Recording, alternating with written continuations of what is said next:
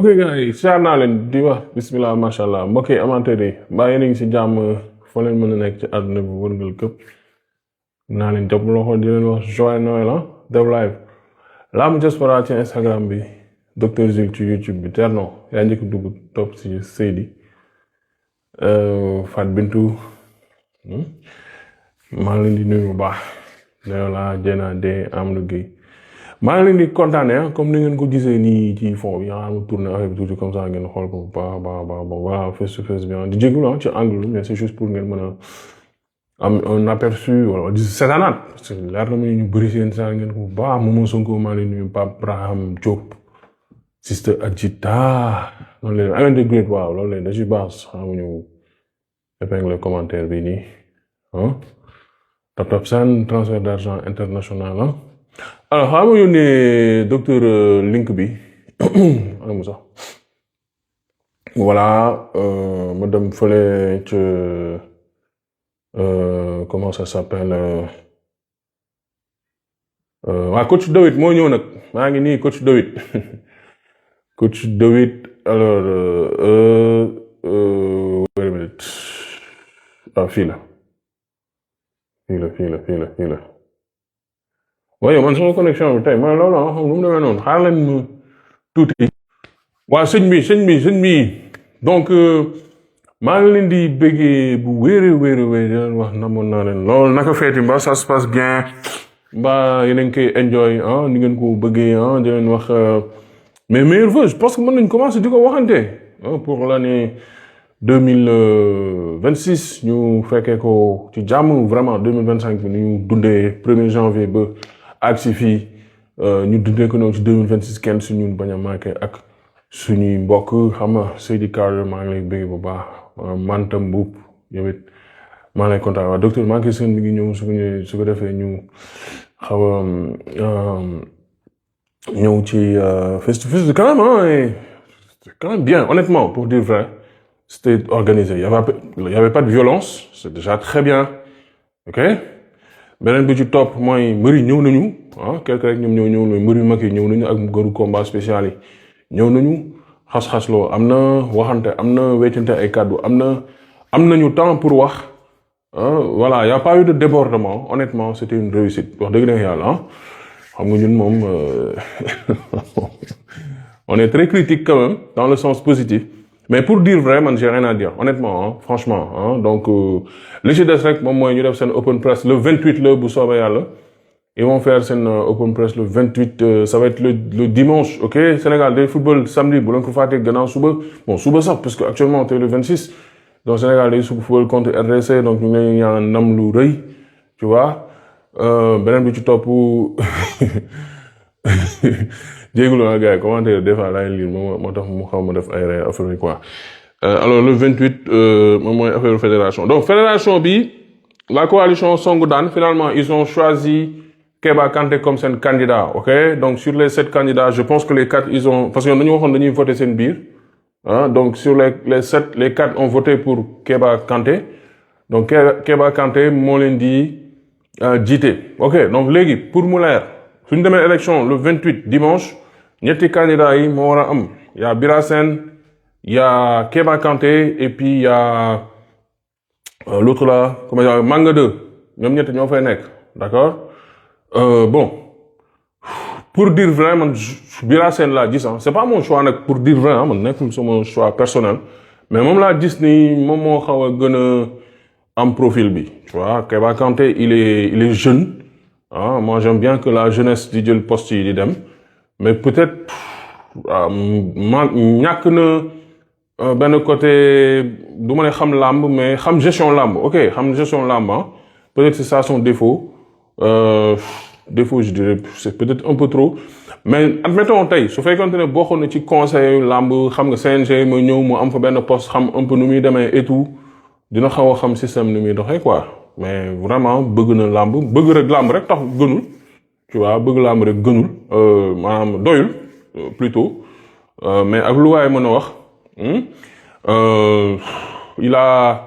je sais pas il est un peu difficile à juger pour dire la vérité quoi il est un peu difficile à juger je sais pas exactement c'est quoi son programme xam naa ne am na benn coalition bu dëgër mu nekk ci ginnaawam si toutefois que mu gagné Il aura avec lui Père Mbaye qui quand même connaît très bien la lutte. Hein, dina am ci ginnaawam Père Mbaye Fall, dina am ci ginnaawam ñoom Biram Bigué, tu vois, dina am ci ginnaawam Jax, tu vois, donc ñooñu mën nañu nekk ay vice-président et tout. Mais en toute honnêteté, ça m'étonnerait mu gagner. Ça m'étonnerait à cause de son inexpérience ci cadre lamb, ci gestion lamb nag. Yoo fële moom mooy seen président et tout. Bon, déjà c'est quelque chose. Manga 2, il a fait partie de la gestion de Birasen. Il a fait partie de la gestion de Birasen. Dafa bokk aussi ci gestion wu Malick Ngom bi nekk fii. Bon, on a eu la chance bokk plateau. Gis naa keroog Khadim Gadiaga tamit di porter candidature am, tu vois. Donc, j'ai pas compris. Dev Alioune Seye yow mi moo la rang Senelec. Garrett man. Bon, comprendre moi. Anyway. Donc, malgré bokk nañu programme, j'ai pas tellement été convaincu quoi. Ouais, gisuma lu ma yëm bokk, gisuma lu ma yëm. Am na jaar-jaar nag pour dire vrai am na jaar-jaar wax dëgg ne yàlla xam nga moom président lutte simple moom par contre moo ëpp jaar-jaar par exemple ku mel ni Keba Kanté am na jaar-jaar wax dëgg ne yàlla lutte simple yàgg na ci làmb nekk na bër nekk na manager yor na écurie donc il a quand même le bon profil pour dire la vérité am na les contacts xam na milieu làmb xam na milieu bi nu muy doxee mais programme am man laa gisul lu ma doy tu vois ce programme laa gisul lu ma doy Keba Kanté moom tamit programme am j'ai pas vu benn affaire bu ma yéem quoi c'était son programme c'était plus dal ci kaw Birasen ça c'est pas un programme tu vois 1 2 3 Birasen lii ne nii di dal ci kaw non loolu moom en étant jeune exemple gisuñu ko ci plateau yi voilà bon on me dira que ça c'est pas dans les plateaux mais demain il y a un plateau qui se prépare sur le TV ok il y a un plateau qui se prépare avec les candidats xaw ma ndax dina fa nekk ou pas je l'espère mais bëggoon naa par exemple va topp suivre leen ko à partir de 20h 21h comme ça ñu xam qu'est-ce qu'il nous propose mais su fekkente ne la proposition c'est oui bon dañuy yokk butéelu kii dañuy yokk butéelu 10 litres yi dafa butéelu 30 litres lamb dafa am violence oui c'est vrai programme on est d'accord ouais. Pour finir avec Birasen personnellement je sais pas, moi j'aime pas le réchauffer quoi. Personnellement, moi je suis pas du genre à aimer le tàngal ak ceeb affaire yi. Parce que nekk na fi CNG pendant 4 ans avec un bilan positif ou négatif, def na fi lu baax, def na fi lu moins baax. Mais qu'est-ce qu'il va créer de plus? C'est ça ma question. Docteur Juman, qu'est-ce qu'il va nous apporter de plus? Mais par contre, il a l'expérience de la gestion. Ça, il faut le lui accepter. Il a l'expérience, yor structure, CNG. D'après nous, bruit de couloir et tout, il est très bien parti, tu vois, pour être le futur président. Personnellement, j'aurais aimé avoir un nouveau. Mais si c'est Birasen, voilà. Ah, docteur, nakamu asnagala mbaa yaa ngi ci jàmm. maa lay ziar bu baax Dave maa ngi sant yàlla bu baax a baax di am yaakaar ne que yow aussi yaa ngi si jàmm bu baax di la nuyu ñëpp ñuy seetaan ASC bi yëpp gars yi maa leen di seen ci suuf yàq nga sama tur bi ba léegi docteur Zil rek laay dégg fi mu toll nii moom jus bi def nañ ko Z mais waa Top Top Sen bu leen jaawale du Z dégg ngeen DR jus la ULES dégg ngeen ah. C'est important code promo bi du ZIL la code promo. buñ ko defee rek yow la de. Est-ce que jéenaa la de je pense moom la bind zil madame ma jàpp affaire boobu. mais dégg naa leen bu baax gars yëpp di leen dégg bu baax di leen jox seen wàcc waaye maa ngi jeexluwaat sama téléphone bi kat dama doon connecté wu muy bañ a connecté bu njëkk damaa jël téléphone bu ndaw bi bind leen 2 minutes dafa muy laajaat xaw ma ay mise à jour at mot de passe xaw ma genre demee noonu téléphone yi moom saa yi mooy loolu quoi te jay naa nee na bii mooy bu baax bi ki ma jaay téléphone bii naa ko jàpp moo tax bii moom mënaguma ko sànni quoi. am na benn téléphone boo xamante ne soo bëggee image yow nii ngay waaw boobu dama ko mujj delloo. ok caméra bi kii.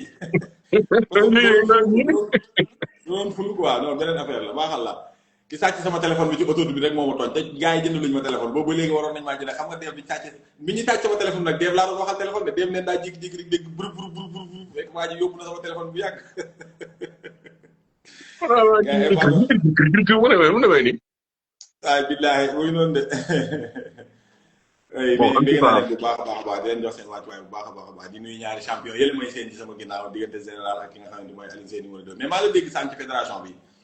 waaw. waaw fédération bi loo ci mën a waaw bërëb. dégg naa la nga cof ci waa Sonko daan nag mujj dama yaakaaroon ne Sonko surux la ñu mujj doon mais mujj nañoo déggoo quand même. déggoon nañu jël Keba Kanté kaw. waaw man je pense bien que c'était le meilleur profil ci ñoom ñi daje woon quoi quand même parce que Keba Kanté boobu mënu ma woon a comprendre Keba Kanté foofu noonu keneen di ko jiite foofu quand même vu xale bi mu doon expérience bi mu am xam nga budul dara yàgg na bëgg làmb yàgg sonn ci làmb yàgg topp làmb aussi donc man je le voyais mal mu dem toppoon rangé wu ci derrière quelqu'un foofu man dama jàppoon ne que dañ doon kii nii rek mais xamoon fi ñuy mujj quoi man pour man xamoon nañ bu yàgg fi ñuy mujj Keba Kanté su ko leeruloon leer yàlla ne que coalition boobu moom moo koy jiite gëw ma ne dina dugg foofu noonu yaakaaruma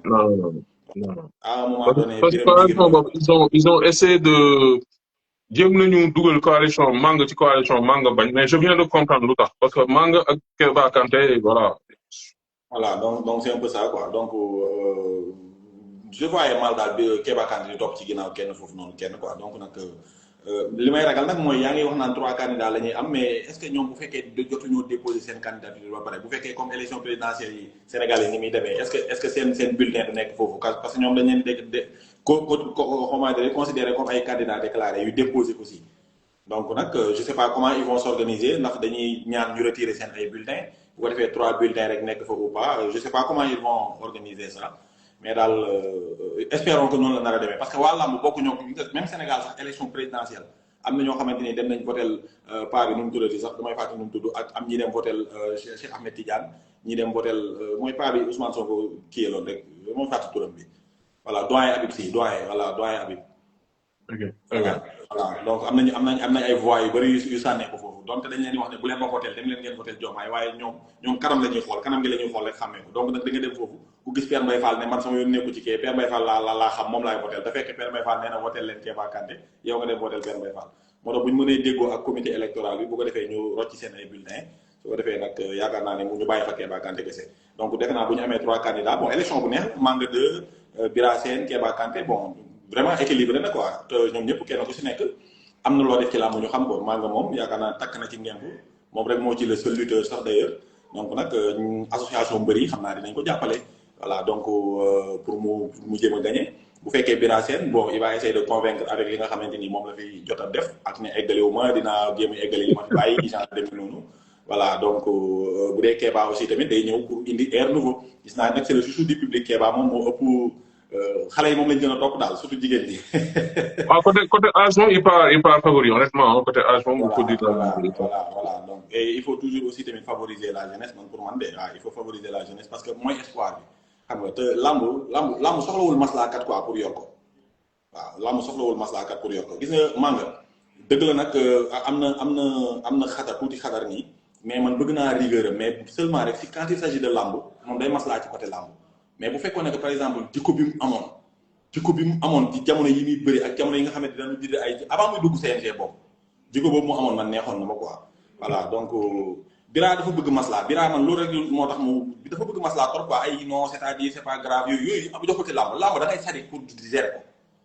non def billaay su doon maay ministre bi man ay fédération yi nii dama naan bu ngeen ko fal man maa koy war damay dem jëli koo xamante ni sa waay xoolal miinul waa làmb xamul waa làmb koo xamante ni texte rek la xam texte les man de mos naa leen wax ne làmb moom militaire lañ ko war a jox.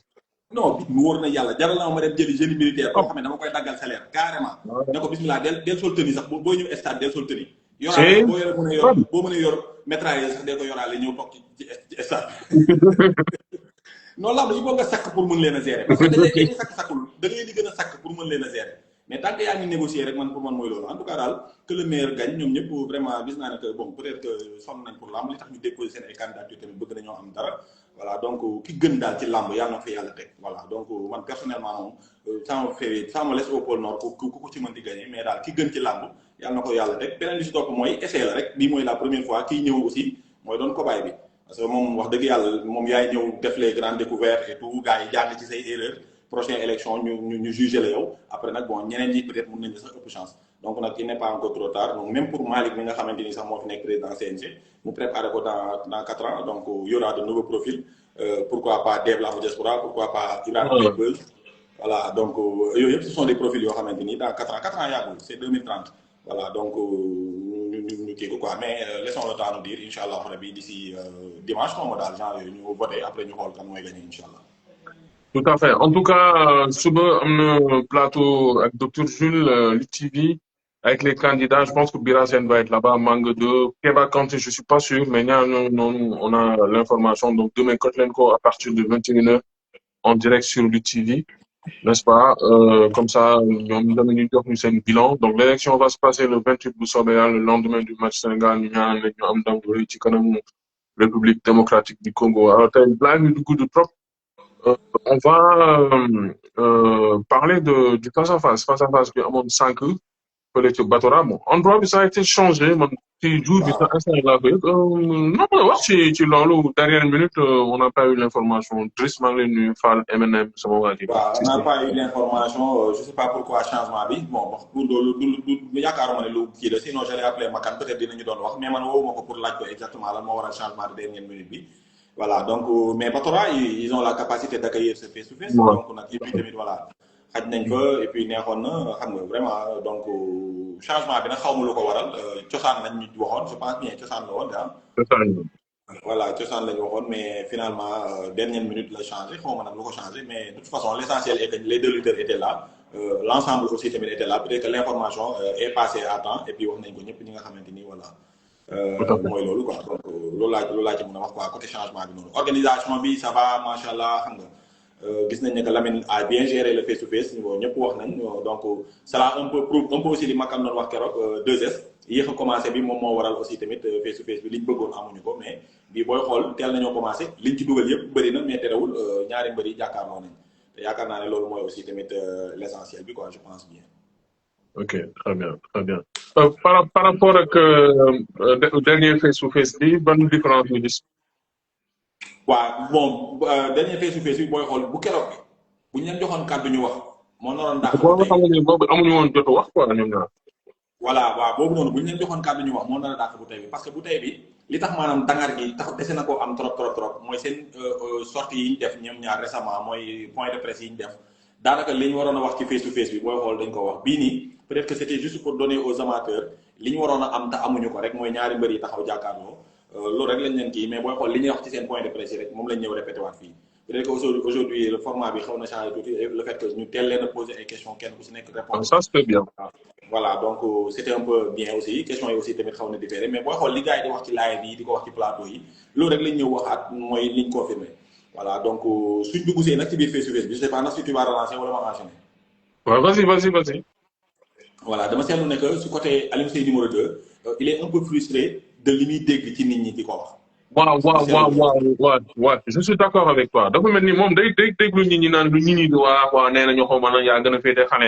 waaw te ak man nag man pour man il ne devrait pas parce que ak expérience bi mu am il faut que aussi tamit mu bañ a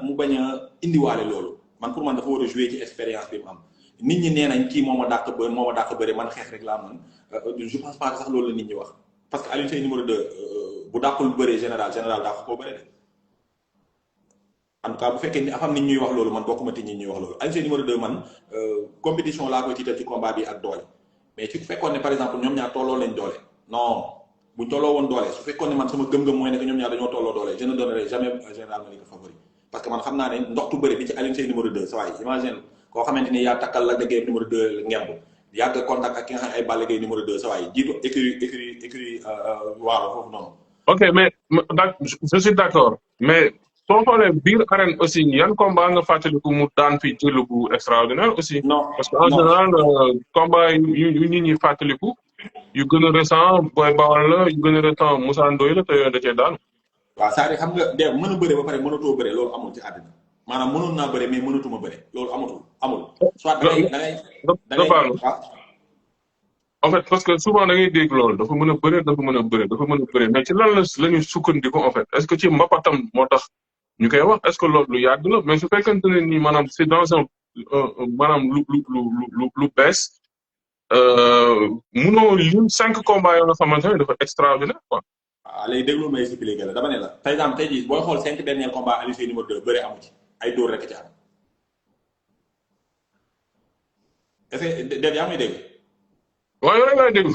voilà dama ne 5 mën nga derniers combats continuer loolu. 5 daa ñuy derniers déglu. combats 5 wala 4 derniers combats Alioune Seye numéro 2 mënoo ko jugé ci bëri ci xeex rek nga ko mën a jugé parce que xeex moo ubbeeku gën a yomb ci moom mu def ko jógee fa mais boo arrière dama ne la Alioune Seye mënoon na bëri loolu même tey jii nii Moustapha Gueye bii bàyyi bëri mi ngi mën a bëri ba léegi mais c'est-à-dire li may bëgg a wax mooy mën a bëri mi ngi ci moom te war na ko nag ci ay combat yu njëkk Alioune Seye numéro 2 même avant muy dugg arène avant muy dugg ay grand combat di bëri ay grand combat yi mu daan bëri ay combat préliminaire demal nga seetaan spécial Alioune Seye numéro 2 Alioune Seye daan day bëri ci jargandal Alioune Seye day bëri ci ngemb Alioune Seye day bëri ci tànk day bëri ci loxo maanaam ndoxtu bëri weccetu bëri boo tegee kasetam teg kasetu général Malika li ëpp ci li muy daan ci bëri doole lay imposé xadar lay imposé enchaînement lay imposé pour daan la mais Alioune Seye numéro 2 am na ñu daan bëri ñu ko ëpp doole bon jàpp ma ay mbëri yi nga xamante daan bëri ñoo la mais boo seetaanee arrière ay kasetu 2006 Alioune Seye numéro 2 2008 2009 2010 nga seetaan jamono yooyu ay combat Alioune Seye numéro 2 maanaam ci ngay gën a gis weccetu bëri que par exemple général Malika nga arrière ay kasetam général Malika ëpp ko ndox tu bëri mais buñ jàppantee ci bëri moom li mu mën ci bëri général Malika mën na ko koo xañ ndax doole foofu la doole di éliminer capacité ak xam-xam mais man jàpp ma ne Alioune Seye numéro 2 général Malika moo ko dàq bëri déedéet dàq ko bëri ëpp ko bëri mais problème bi mooy dafa am loo xamante ni day éliminer bëri ci moom te daf ko général Malika daf koo wane récemment dafa bëri ak ñoo xamante ni ay bërikat lañ te ñooñu mënuñoo bëri ci kawam parce que daf leen di imposer force boo xamante ni duñ ko mën a tenir donc pour revenir ci li ma doon wax mooy Alioune Seye numéro 2 ne doit pas se concentrer ci li nit ñi di wax ba mu ñëw ne man damay wan nit ñi ne leen li ngeen foog amul combat bi du pour combat bu muy wan nit ñi déedéet combat bi dafa essentiel ci carrière am li mu war a def mooy mu fexee maanaam xool ni muy def ba jël sujet nax ko daan ko te gis naa ne adversaire bi muy jàkkaarloo nii du adversaire bu naqaree ndax en tout cas de par li mu ñu wan ci parole yi muy wax nii du adversaire boo xamante ni dafa naqaree ndax est-ce que comprendre nga li ma lay wax maanaam jihaad bi ñuy woote nii ñoom ñaar man pour man Alioune Seye numéro 2 waru ko cee jiitu su fekkee ne général Malika dafa bëgg a ñëw waat ne li mu waat daf koo bëgg a wàccoog moom non général Malika pour Alioune Seye bu fekkee général li mu waat dafa bëgg a wàccoog moom pour Alioune Seye numéro 2 nax ko mën naa yomb ci moom donc nag man pour man dugal ci biir boppam ba war koo énervé naan nit ñi nee nañ naa ko bàyyee li nit ñi wax déedéet pour man expérience am war naa waaw day déglu waxi mbedd. day déglu waxi mbedd. voilà déglu waxi mbedd bonul mais considéré ko moo bon. dafa mel ni dafa dencaale loolu de. waaw waru ko denc nag loolu laa koy bañal waru ko denc waru ko parce que Alioune Seye numéro 2 dafa war a ñëw indaale parce que combat bi expérience la ko war a bëree moom Alioune Seye numéro 2. quoi qu'on puisse dire toll ci làmb fu muy jihaatee ak ki nga xamante ni mooy général Malika moo ko gën a féete ndaw moo ko ëpp compétition damaa gëm ni moo ko sàcc doole. kon nag ku la kon ku la def ñett yooyu yëpp boo bëgg a ñëw jihaat ak moom donc combat bi day jeex ci doole te bu jeexee ci doole damay ragal doo ci am li nga ci bëgg. kon donc loolu mooy li nga xam ne moom concerné Alioune Seye numéro 2 général Malika sa fougue de jeunesse bii bëri na lu mu la daan keroog bi ngay bëree drapeau chef de l'état da nga jàppoon ne que yow nit ki bu tant que yaa ngi ko ëpp doole rek da ngay ñëw imposer ko doole ñu daan am na ñoo xam ne da leen di ëpp doole boo leen bëggee imposer doole ñu nax la ci sa doole daan la Moustapha Gueye numéro 2 noonu lay bëree Moustapha Gueye numéro 2 amul kenn ku mu néewal doole daan la mais da lay daan yow ci sa doole te général Malika na xam ne Alioune Seye numéro 2 mi ngi xam-xam boobu ci biir boppam. ah il est très intelligent. non moom laa lay expliquer léegi nag bu fekkee ne que par exemple daa xool ay biceps am mu nax ko wala boobu mu xool ay biceps am wala mu taxaw ci taxawaay mu ëpp sa waay jëmm ba tax mu bëgg ne yow ne dama koy humilier dox ci kawam jëlee ko fi su defee loolu mun naa def erreur de sa vie. général Malika li mu war a njëkk a def mooy na fexe ba sécuriser li nga xamante ni mooy bëre mooy na fexe ba am ut fu mu jaxandu bu awutee fu mu jaxandu ba téye sa waay man gëm naa ne que li mu bëgg a def mën na sotti moom it nii muy face to face nii man pour man waru ko bëree quoi ñëw taxaw ne non dama la fiy jëlee dama la fiy nangam ak sangam di ko wàcc nii naan ay ku arrière ku dàq bëri ku dàq xeex ku njëkk a dóor mu dal xam mais xamuma la contre Gora Sock dafa face to face noonu ba ñu xojante am ko xaw ma moom moo xoj Gora Sock xaw ma mais dafa ñëw war ci bëri quoi c'est-à-dire xam nga woote affiche Kaboy ndawal indo léegi foofu li mu def noonu c'est très intelligent et puis tamit loolu mooy li nga xamante ni loolu lañ ko digaloon avant muy dem man mii bi mu mujjee toog plateau dama ne général Malika s'il est très intelligent man ki nga xamante ni ala kulli àllin daf may ñëw jël si dama koy xaar mu ñëw ma surufal ko loolu mooy li nekkoon yoon parce que man xamoon naa ne que Gora Sock ala kulli àllin day dem jëli sa waay parce que loolu moom dafa ëpp ci li muy bëre mais combat bi nag dina am différence ak contre Gora Sock tam doon jëli say tànk quoi combat bi dina am différence contre Gora Sock parce que Alioune Seye numéro 2 li muy jëli bëriwut waaw te j'en suis sûr que ne temps de lecture bi mu am Gora Sock amu ko Alioune Seye numéro 2 dafa mën a lire combat waaw moo daa ko lire combat général Malika voilà léegi nag gis nga ki lay lire yow nga war a def combat bi man pour man général Malika doit avancer lentement et sûrement pour jege ki nga xamante ni moom mooy Alioune Seye numéro 2 tout en se déplaçant ci côté bi nga xamante ni moom mooy côté gauche Alioune Seye numéro 2 bañ a daje bi nga xamante ni moom mooy crochet bi mu am. soo xoolee seen taay yi nii neexoon nañu quand même sutante presque amu fa de wala ay cof la rek général moo ko xaw a sut tuuti rek. non moo ko sut. feeñu quoi buñ sumee koo làmb sax day sut bi dana gën a feeñ général moo ko sut moo ko gën a yaatu moo ko sut moo ko gën a yaatu est-ce que comprendre nga léegi nag bu boobaa nag moom li mu war a def mooy bañ a ñëw rek ne damay tàkk ci sa kaw feteel jihaar gis nga général maanaam Alioune Seye numéro 2 ñi jëm na dóor ñu daara mooy ñi nga xamante ni dañuy ñëw déclenché ne dañuy ñëw ci moom dafa koy jaral mu def li Doudou Sané waxoon encaissé sa benn coup amortir ko dóor la coup moom bi mu la bëgg a dóor te bu la dalee attention te général Malika bul fàtte ne dafa gën a diisee kaw ko suuf général Malika kaw gi dafa gën a diis ko suuf gi am na nu muy déséquilibré woo ci kaw buy dem ci suuf boo moytu kat appui lay yóbbaale contre jamte dafa tërëf de léegi nag tërëf boobu laa koy bañal nag ci diggante ak Alioune Seye numéro 2 gis nga dee am na combat yoo xamante ni boo mënee avancé sûrement gis nga Yékini dafa bëreeg Baboy yi acte 1 bëreeg Baboy acte 2 bi am lu ko ci dal loo xamante ni daf koo jàngal mooy bi Baboy di jàll ci digg ginnaawam gi dañ ne bëreeg mu naan day jéem a attaqué sawaay jéem a cof tànk bi rek wëlbati ko bàyyi ko fa jàll ci digg ginnaawam voilà keroog maanaam il a fallu que mu génnee li nekk ci moom ci xeetu bëri ak ci xam-xam ak ci lucidité yëpp pour mën a terrasser ki nga xamante ni mooy Baboy mais gis nga bi ñu ñëwee ci acte 3 bi li ma lay wax nii ne loolu la général war a def loolu la def daa jël ngembali takk ba mu seet takkul benn takkaay boo xamante ni dina ko may mu jafandu fa mu wàccee garde bi maanaam toog ci ay encham ba nga xamante ni tolloo nag Baboy tàllal ko ñaari loxo yi avancé pour jàpp ko Yékini dem na ba jàpp Baboy rocc loxo yi di dóor Yékini faale ko parce que li mu bëgg moom mooy sécuriser li mu téye parce que xam na ni bi ma téye am na noo koy cofee ci téye bi rek mun naa jàllaat sa ginnaaw bi wala mu jarganalu romb la fa wala mu pëtaxlu la jaar ci say falam c'est le meilleur. voilà mooy combat bu mooy acte 3 bi léegi nag boo xoolee général Malika loolu rek la war a moytu ci ki nga xam ne mooy Alioune Seye numéro 2 mooy combat bu jaxasoo man pour man combat bu jaxasoo arrangé wu ko dafa war a avancer sûrement et lentement jàpp bu jàppee nag imposer doole man loolu mooy li nga xamante ni loolu laa gëm mais bu fekkee ne dafa bëgg a nekk ne day wan sa waay ne ko damaa jàng xeex damaa mën a xeex man pour man loolu du avantage am ci combat bi xeex nag xeex la ku nekk mën ngaa dóor sa morom indil ko problème mais dama jàpp ne bu ñu weccee Alioune Seye moo ko daa xeex fuuf sax bokkul sax voilà damaa jàpp ne bu ñu weccoo ci xeex kee moo ëpp lecture ci biir xeex te loolu gis nga dafa feeñ ci diggante Liss Ndiago ak ki nga xamante ni moom mooy Lac Rose ku leen waxoon ne leen Lac Rose tey jii nii mun naa wàccee Liss Ndiago doo ko gëm parce que tey jii nii Liss Ndiago Lac Rose moo ko tiimoon te Lac Rose ni mu violent yi Liss Ndiago violent yooyu noonu mais dafa am ñoo xamante ni dañuy déplacé wu di def kic mais gis nga buñ la jamee benn sa àdduna fa lay jaaree donc nag Alioune Seye numéro 2 loxo bi dafa diis te loxo bi muy jiital ci lay kawwee gars yi il faut faire très attention loxo boobu day jege adversaire bi en général ñun ñu ci bëri. cos bi naan na yow doo ci loolu doo ci. non saa yi moom xam naa ne digganteem ak cos. ma ne ko digganteem ak costume histoire bu yàgg la quoi ñu ngi koy nuyu bu baax Alioune Gueye est-ce que comprendre nga loxo bi muy jiital loxo boobu ci lay kawwee gars yi donc il faut faire très attention Alioune Seye pour mu toucher la dafa yomb te pour mu dóor le coup bu fatal aussi dafa yomb parce que tànk bi muy jiital tànk boobu muy jiital ci lay kawwee gars yi mais attention moom aussi tamit am na benn changement de pied bu ndaw bu muy def dinañ ci ñëw bu làmb ji gën a jege dafa xaw a am ci koy caatu Yoff moom aussi parfois ci dernière tiers bi buy ñëw bu ngeen di daje nii pour korante genre demee noonu da ngay gis ne day tollale tànk yi foofu tamit attention plaquage voilà donc daal combat la boo xamante ni bu neex la waxante nañ nag ci li ñu waxante li ngay gis mooy ñoom ñaari mbër yi général Malika moo gën a nuru koo xamante ni day carte général Malika maanaam man dama gëm ne que général li muy wax dese na koo gëm day jéem a yëkkati grand bi pour grand bi ñëwee xol même jàpp ma ne. voilà contrairement ak Alioune Seye numéro 2 li ma liir ci kanamam dama sentir nag dafa am lu mu denc bëgg koo wane. justement est-ce que général nekkul di play game jeu de jeu ki nga xamante ni moom mooy kii maanaam dafa bëgg maanaam li gars yi di wax su ko bëreewaalee day matt quoi day ñëw ne sawaay kii dinaa ko ñëw humilier est-ce que du bëree sawaay kii su ma ñëwee dinaa woon Sénégal gën ni maa ko daa ko bëree au lieu que mu bàyyi mu topp maanaam kii mëninam fekk ci général Malika loo nga xamante ne nii dàqoo ma bëre quoi bëree dàqoo ma bëre. man de su ma sañoon day maanaam dernier conseil ci combat bi la déggee numéro 2 lay doon ki koy mujjee conseil balaa mooy dugg ci géew bi. lan la koy numéro 2 ah moom combat bi machine non du question combat général du bëri combat buy machine te man xam naa ne que combat bi bu xawee duré tuuti pression bi ci général lay gën a ëppee parce que moom lañ may chance aussi quoi qu'on puisse dire. waaw ñoom ñaar mosuñu machine la. voilà te combat bi li muy gën di duré général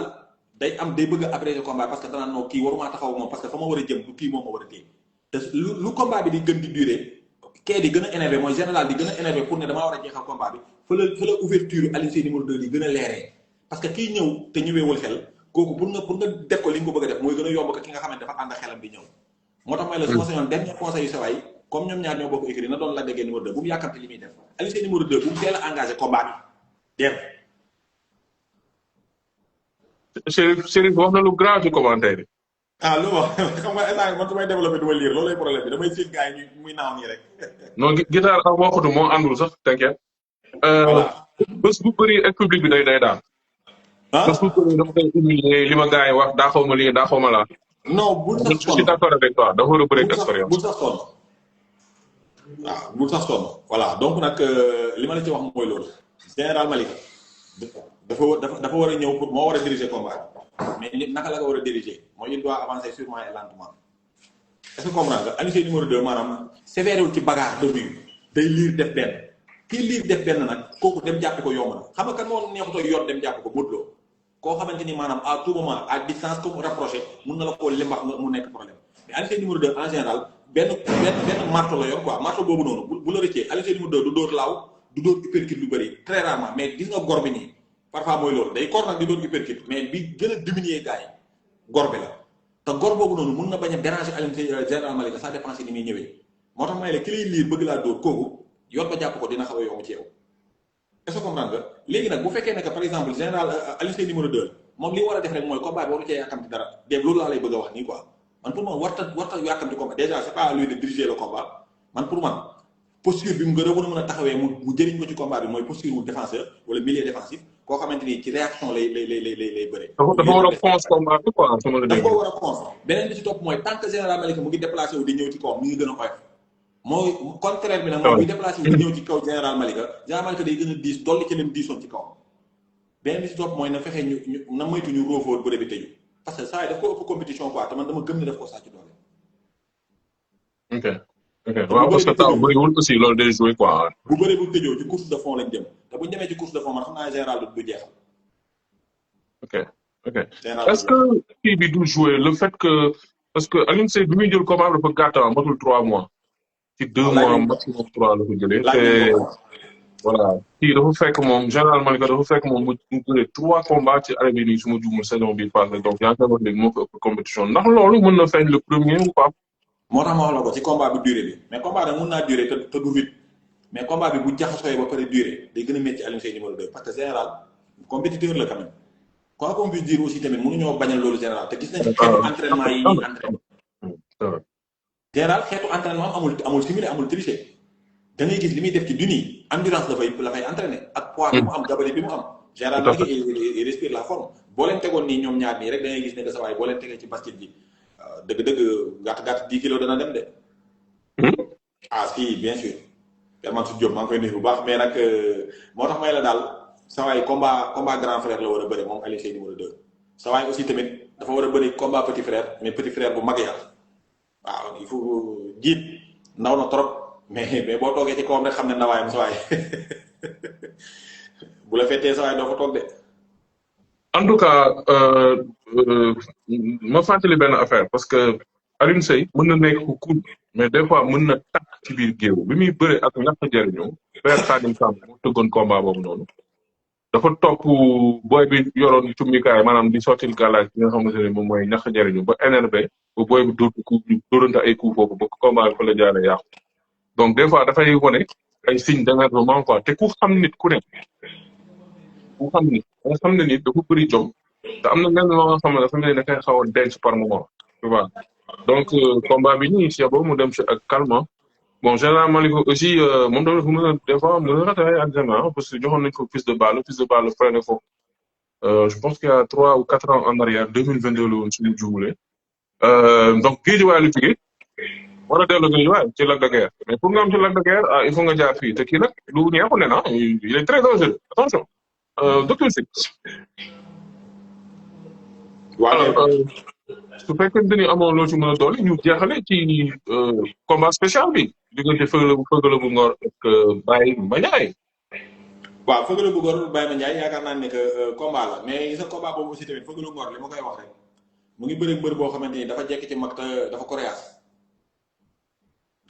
moom Baye Mandiaye dafa coriace dafa mën a bëre dafa mën a bëre voilà li ma koy ñaan rek combat bi nag mooy nañu dimbale ci langue rek parce que combat bi daf ko bëree langue ba mu jeex quoi vraiment voilà loolu moom nañu ci dimbale waaw mën na bëre waaw moom ak Siteu bu anti li ñu dem ci langue bi dafa bëri te combat espoir daa war di leer mu ngi bëgg a yàgg ci làmb moom Baye Mandiaye fii du place am Baye Mandiaye heure bii waroon na fekk mu dépassé booy yi nii yëpp voilà mais da ngay gis ne que chaque jour rek ñu ngi koy bootal gars yi nga xamante ni sa waa ji boo xoolee boo xefee sa waa ji ñooñu li nga ko jiitoo sax du doon loo xamante luy bëri la mbër mën a bëre la nag te ku fair play la gis dégg naa ko li mu wax sànq bi adversaire am di ñibbi mu wax kàddu yi rafet sama adversaire yi noonu di dem mais bu ko kenn voilà donc c'est ça quoi vraiment mbër la boo xamante ni bu bëri ndoxtu la te aussi doole mi ngi feeñ ci bu jàppante doole mën na bañ a feeñ ni ci jëm mais tamit li muy mën mais Baye Mandiaye dafa am biir wala dafa am lu mu dugal ci biiram bi noonu bi nga commencé kii bi nga commencé bàyyi ko on dafa niroog Modou Lo la surtout am na benn vidéo mu gis saa dañoo am trait mais pas tellement aussi tamit quand même si donc il niroog lu bëri sax surtout physiquement il se ressemble beaucoup bon peut-être xam nga loolu tamit c'est un peu relatif ouais mais am nañ trait quand même am nañ trait loolu moom sax da koy wax nit ñi aussi dañ ko koy wax am nañ trait vraiment am nañ trait mais comme ni ma la koy wax rek combat boobu noonu Feugeuleu bu Ngor aussi ci ndam la fi mujjee mbër la boo xamante ni bu mën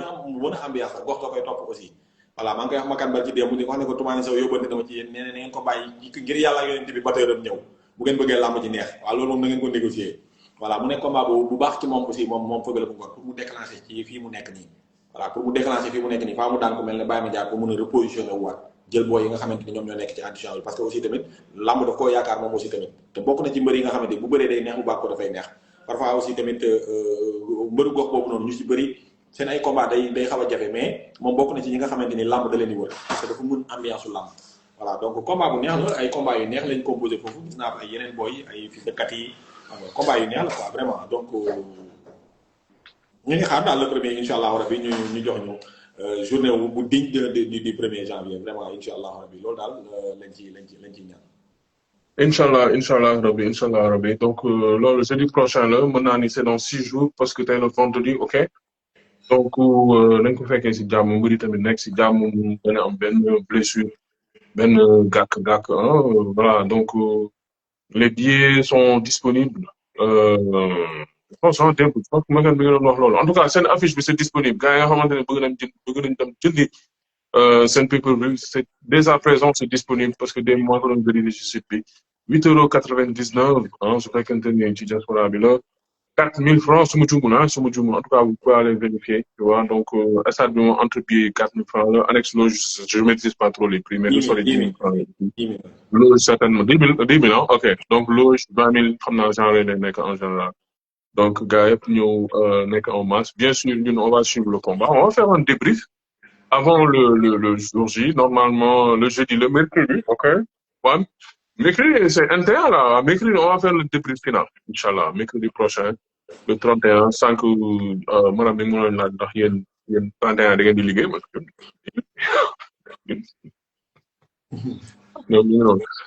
alors, bref, vraiment, que le meilleur gagne entre les deux. Général, légèrement favori, mais encore une fois, l'âme favori ne veut pas, des fois, dire grand-chose.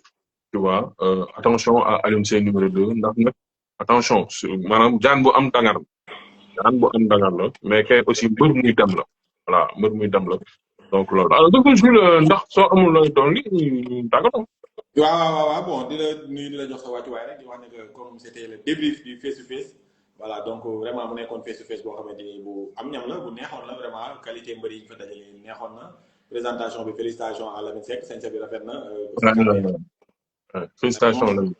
voilà donc macha allah di ko félicité bu baax a baax di wax ne que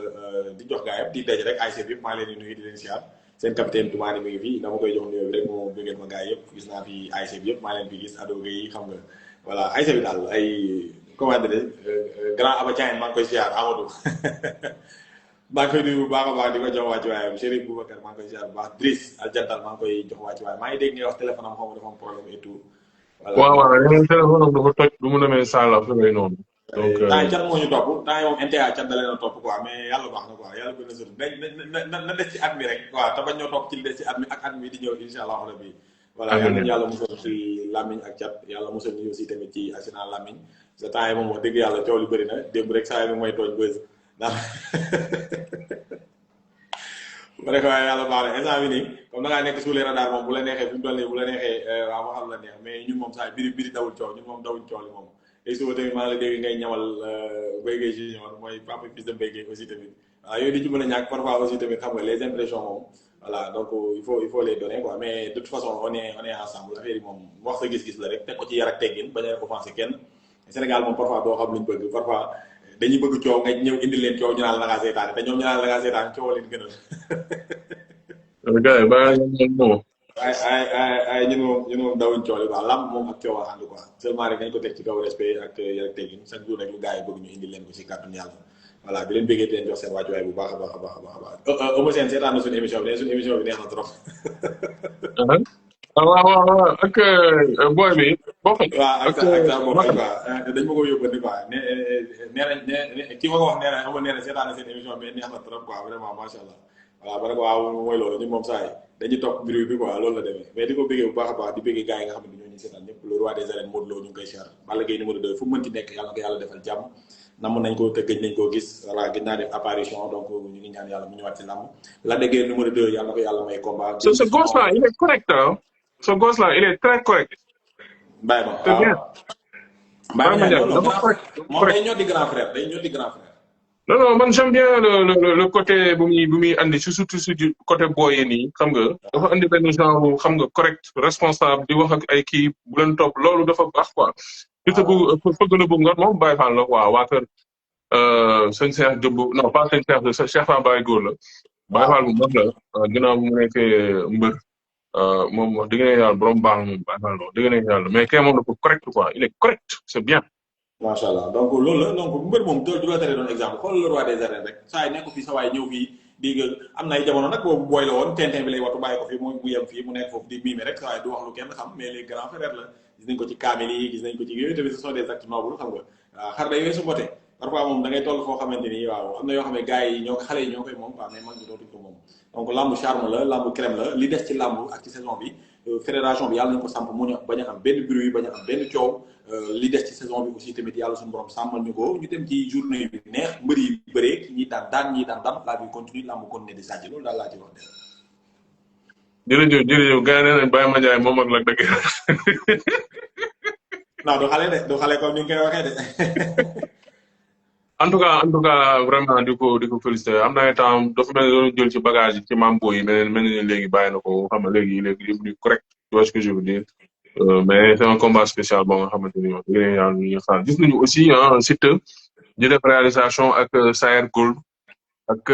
Mac Vision donc lu ñu doon tourner rek man je sais pas c'était quoi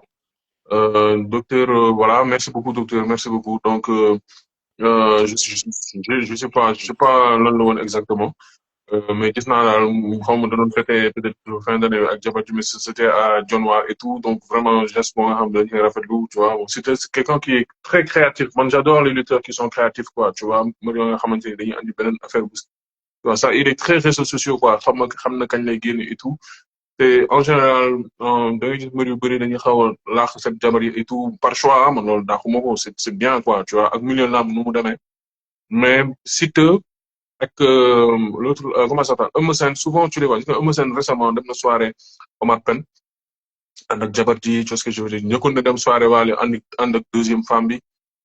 demaat soirée Omar Pène ànd ak première femme bi tu vois ce que je veux dire ngeen lay waajal le 27 ok je savais même pas donc loolu aussi da wane ne affaire bi aussi ils ont une vie sociale tu vois nekk mbër xam nga warul tax aussi tout le temps ngay laqatu ak yu demee noonu tu dois quand même nekk fi animer affaire bi tuuti lépp dans le fair play loolu c'est vraiment à féliciter ñu li ñuy wax tout le temps loolu rek la ñu bëgg làmb mu nekk un milieu correct et pas coriace mbëri moom nañu coriace seen biir mais ñun tamit ñu nekk fii di animer donc mi ngi noonu quoi. alors di leen sant bu baax di leen gërëm docteur Jules vraiment tey live bi guddul c'est parce que affaire bu cartouche maa ngi lay bëgg bu baax champion bi maa ngi lay kontaanee bu baax depuis Marseille. Donc, le face à face, honnêtement, il n'y a rien à dire. En toute honnêteté, moi, j'ai trouvé que c'était correct. Quoi. Nickel propre, chrome. Tu vois, donc, nous, les publicités c'est les publicités. booy kii xaaral ma def ko nii parce que gars yi dañoo gaaw ci affaire koy waxatee sax ay signalement ak genre détail yooyu noonu tu vois. Donc y a rien à dire vraiment y a rien à dire y a rien à dire ci face to face bi y a absolument rien à dire xam nga et puis jour bu mu amee aussi du jour Noël loolu aussi tu vois ëppoon na ñuy nekk fii di wax ay affaire de coow ay xeexoo ay sànnante ay xeer def nañu ak yu demee noonu tu vois déranger du coup féliciter aussi ah féliciter déranger parce que la dernière fois man j'ai été très critique envers lui mais gis nañ beneen bi yoon mu andi beneen xar kanam beneen affaire bi gis nañ ne nag bëri temps yi mbaxane njulli bi dañ ko xewal xam nga mu ne loolu depuis bu prince soo leen seetloo depuis bu prince daanee Mor Kankan ba léegi ku ci ñëw rek nga andi sa mbaxane njulli am na benn mbër buñ doon tooñ jàpp ma turum nag dama ko fàtte mais ñu ngi naan xaw ma adversaire mi ngi koy tooñ naan ko xaw ma ngay mel ni la joor loolu moom dama ko réewee buguree tu vois ce que je veux dire mais quand même les lutteurs ont répondu lii gars yi wax aussi dëgg la def sa face à face ba pare tam dem toog ñibbi loolu c'est pas professionnel il faut que tamit mbëri côté boobu aussi ñu mën a xaar su fekkente ne grand combat bi mën nañu xaar début ba fin 3 heures de temps 4 heures de temps vraiment nga la waa yéen it ngeen mën a toog mun sagal sponsor yi tout ça aussi vraiment je suis tout à fait d'accord ah vraiment ah mais def sa face à face mu jeex ñibbi ànd ak sa ngàngoor loolu vraiment man c'est pas parce que vite boobu noonu chez je dis du image bu rafet mais wax dëgg ne yàlla fu violence amul face to face jot na am mbër yu mag yi wax nañu temps bi respecté nañ ko alors chapeau je donne 9/10 wax dëgg ne yàlla félicitations à Makan félicitations à Gaston Production et on se donne rendez-vous bien sûr jeudi les donne avant ça on va faire un débrief ci NTA bi donc bu leen fàtte élection ñi nga xamante ne moom mooy fédération bi le 31 décembre balaa ñu dem baali après nag combat bi jeudi inchallah bien sûr su jeexee ñu def le grand débrief du combat entre Alioune Seye 2 Général Malika Mister Sow Saint Wix Fat Bintou Doudou Badiane Indis Boy Seydou Mbodj Mister Yero gars yi xamee ngeen seen bopp yéen ñëpp Mame Abdou Aziz Sigou ñoom Diena D Adjita Timfa toute l'équipe maa ngi leen di bëggee bu baax on se donne rendez-vous demain inchallah Dev Live pour Lamb Diaspora Docteur Zil ciao guys